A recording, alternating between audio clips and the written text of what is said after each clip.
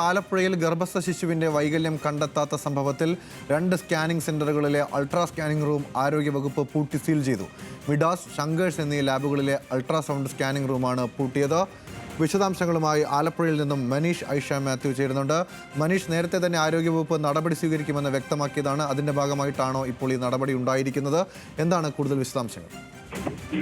ഗൗതം, ആരോഗ്യവകുപ്പിന്റെ നിർദ്ദേശപ്രകാരമാണ് നിലവിൽ ഇപ്പോൾ സ്വകാര്യ ലാബുകളായിട്ടുള്ള മിഡാസ് അതുപോലെ തന്നെ ശങ്കേഴ്സ് എന്ന് പറഞ്ഞ 2 ലാബുകൾക്കെതിരെ നടപടിയെടുത്തിരിക്കുന്നത്.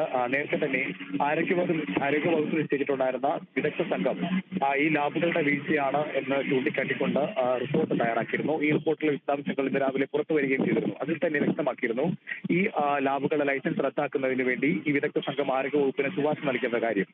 ഇക്കാര്യമാണ് ഇപ്പോൾ ആരോഗ്യവകുപ്പ് ഒരു വ്യക്തത വരുത്തിയിരിക്കുന്നത്. നിലവിൽ ഈ 2 ലാബുകളിലെയും അൾട്രാസൗണ്ട് സ്കാനിംഗ് നടത്തുന്ന റൂമുകളാണ് സീൽ ചെയ്തിട്ടുള്ളത്.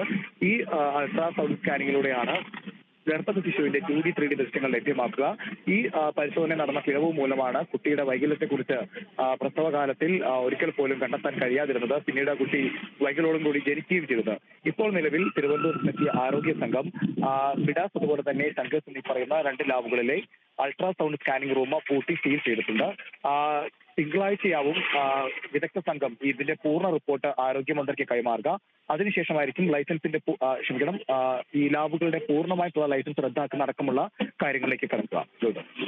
ശരി, മനീഷാണ് വിവരങ്ങൾ പങ്കുവച്ചത്.